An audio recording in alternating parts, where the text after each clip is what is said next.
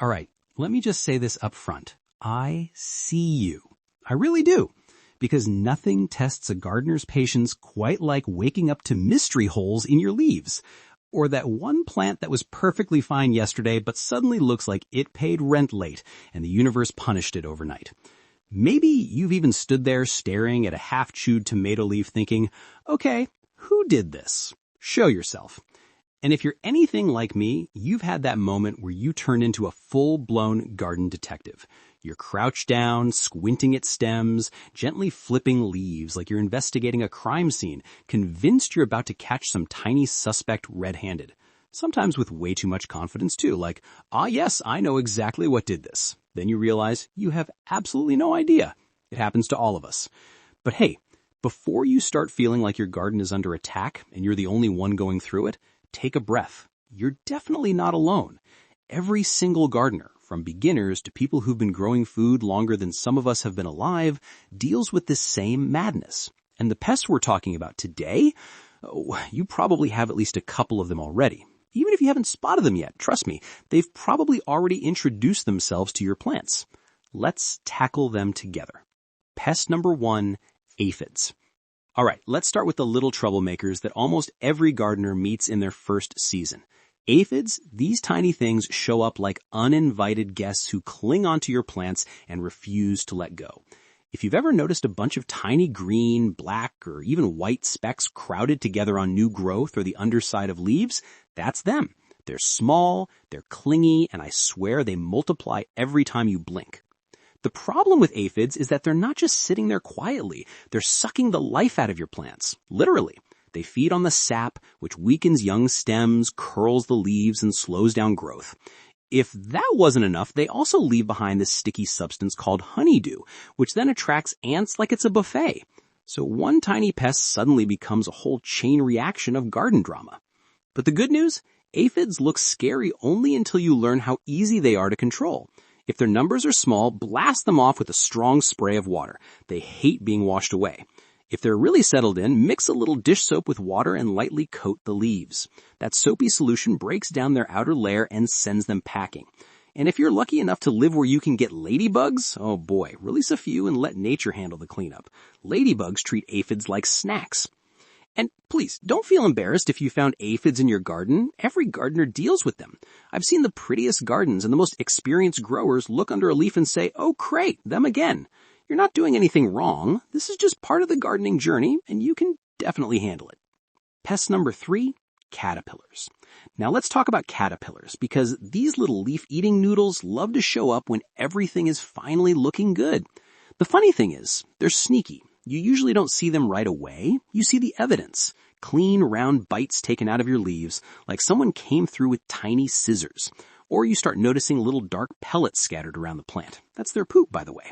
Gardeners call it frass. I call it proof they had a whole dinner party while you were asleep. The nice part is that caterpillars are actually one of the easiest pests to deal with. If you only have a few, simple hand-picking works wonders. Just pluck them off gently and move them somewhere they can snack on weeds instead of your vegetables.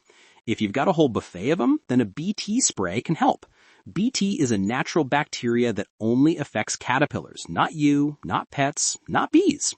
And if you grow things like cabbage, broccoli, or kale, basically the brassica family, using row covers early in the season is like telling caterpillars, sorry friends, this restaurant is closed. And let me say this gently for the beginners out there, caterpillars aren't evil. They're not villains plotting against your garden. They're just hungry. Nature designed them to eat a lot so they can transform later. We're not out here trying to destroy them. We're just setting a boundary, like, hey, eat over there, not on my collards. It's a surprisingly simple relationship once you get the hang of it. Pest number 4, spider mites. Up next, spider mites, the tiny pests that somehow manage to cause big drama. These little things are almost too small to see at first, which is why they get away with so much. But their signs? Very noticeable. You might see tiny yellow or white speckles on the leaves, almost like someone took a paintbrush and lightly dotted everything. That's called stippling. Then you start spotting fine webbing between the stems or along the underside of the leaves. And sometimes the whole plant starts looking dusty or tired even though you've been watering it. Spider mites thrive in hot, dry conditions. If your summers get intense or you garden in a dry climate, trust me, you'll meet them eventually. It's basically a rite of passage. The good thing is there are solid, simple ways to fight back. First step, water. Heavy watering on the leaves knocks them down and raises humidity, which they absolutely hate. You can follow up with neem oil, which helps disrupt their life cycle. And wiping the leaves with a damp cloth, especially undersides, gives them fewer places to hide and rebuild. You don't have to scrub like you're washing dishes, just a gentle wipe every few days makes a big difference. And please don't panic if your plant looks rough during a spider mite attack. These pests show up in the best gardens, the messy gardens, the beginner gardens. Everybody eventually gets a visit. It's not a sign that you're doing something wrong. It's just a sign the weather has been hot and dry, and the mites decided to take advantage. With a little consistency, you'll have your plant looking strong again in no time. Pest number 5, slugs and snails. All right, now let's talk about the late-night bandits of the garden. Slugs and snails, if you've ever walked outside in the morning and found ragged, uneven holes in your leaves, not neat little circles, but chewed up chaos, that's them. They come out at night, have a feast, and then disappear before sunrise like they were never there. And if you ever see a shiny slime trail across your soil or patio, that's basically their signature saying, "Yep, we were here. Thanks for the buffet." The funny thing is, they move so slowly during the day, but at night, they turn into silent ninjas with big appetites. You won't hear a thing, but you'll see the damage they leave behind. Now, how do we deal with them without losing our minds? A few easy tricks. Beer traps actually work. You bury a small container, pour in a bit of beer, and they're drawn to the smell. Think of it as a happy hour that they don't return from. Hand picking at night with a flashlight also helps a lot more than people think. It's not glamorous, but it's effective. Copper tape around pots can stop them too because they don't like the reaction it creates when their bodies touch it. And if your garden has lots of shady hiding spots like old boards, overturned pots, or damp corners, cleaning those up makes a big difference. And please remember, slugs and snails aren't a sign your garden is cursed. They show up everywhere. Big gardens, small gardens, brand new raised beds, doesn't matter. Once you learn how they operate, you'll be ready for them every time. Pest number 6, squash vine borers. Now let's move to a pest that almost every squash gardener has cried about at least once. These ones hurt because they attack your plants fast and quietly. One day your squash looks incredible, and the next day the whole vine is wilting like it fainted in the heat. When you check the base of the stem, you'll see this sawdust-like powder. That's frass. It means a borer has tunneled inside and is slowly cutting off the plant's ability to take up water. If you've ever wondered why your healthy squash suddenly collapsed overnight, well, now you know the heartbreak. But here's the thing. You can absolutely prevent them once you know their tricks. Wrapping the lower part of your squash stems with foil or mesh early on helps stop the moth from laying her eggs. Planting earlier or later in the season than the moth expects can also save your crop. And placing shallow yellow bowls of water around the garden works as a trap because the adult moths are drawn to the color. If a vine is already infected, there's still hope. It sounds dramatic, but gardeners do what we call surgery.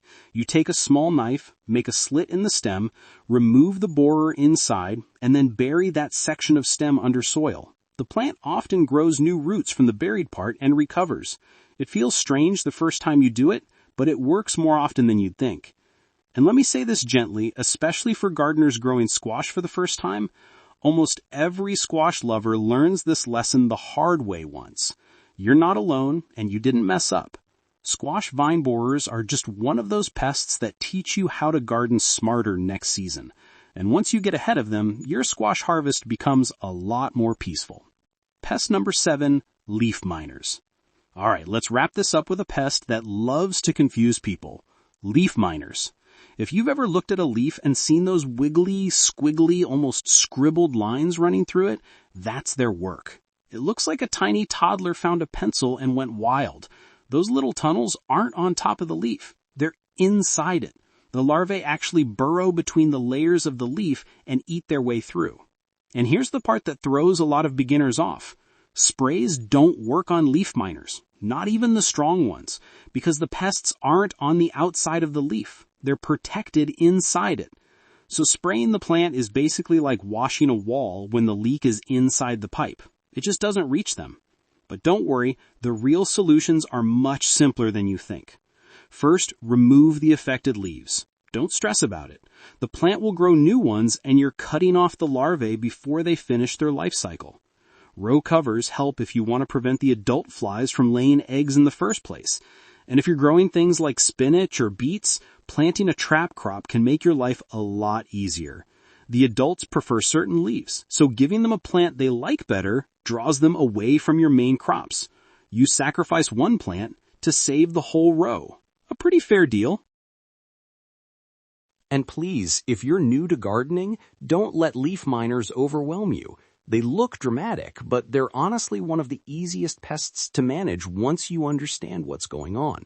You're not dealing with a disease, your plant isn't dying, and you're not failing as a gardener. Leaf miners are just part of the experience. Once you remove the damaged leaves and block the adults from laying more eggs, your garden bounces right back. Now, before we wrap this up, let me say something I really want you to hear. You are not failing. Truly. If you've been looking at your plants and feeling frustrated or embarrassed because pests keep showing up, please shake that feeling off. Pests are part of gardening. They're part of everyone's garden, from the tiniest balcony setups to the huge backyard homesteads with the fancy raised beds. Nobody gets a free pass. I remember the first time I almost quit. I had poured my heart into a little vegetable patch, watered it, talked to it, even showed off pictures like it was my child. Then one morning I walked outside and it looked like something had held a festival in there. Leaves eaten, stems bent, the whole space looking tired. I stood there thinking, maybe this gardening thing just isn't for me. I was really close to packing it all up, but something in me said, okay, let's try again. And that little decision changed everything. What I learned and what I want you to hold on to is that consistency beats chemicals every single time. You don't need to drown your plants in sprays or chase every cure you see online. You just need to check your plants often, catch things early, and respond calmly. A few minutes every other day makes a bigger difference than any expensive product on a shelf. So don't give up.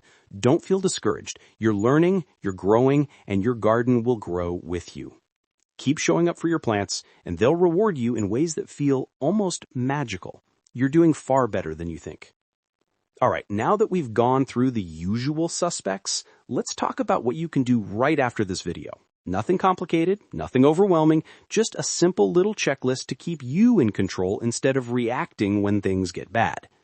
First, make it a habit to inspect your leaves at least once a week. Not a long inspection, not a whole investigation, just a quick look. Flip a few leaves over, check the new growth, and get familiar with how your plants normally look. When you know what healthy looks like, you'll spot a problem way faster. Next, act fast when you see early signs of trouble. A couple of holes, a tiny cluster of bugs, a few yellow dots. Don't wait to see if it gets worse. Catching pests early is the difference between a 5-minute fix and a full-on garden meltdown. You don't need to panic, just respond sooner rather than later. And remember, strong plants fight back better than weak ones. Keeping them healthy, enough sunlight, enough water, good airflow, rich soil, that alone reduces most pest problems. Healthy plants aren't invincible, but they're a lot tougher than you think. And whenever possible, start with organic, gentle methods. Soap spray, neem, hand picking, row covers. These things protect your garden without harming everything else around it. Think of it like setting boundaries instead of going to war. You're managing the ecosystem, not trying to wipe it out.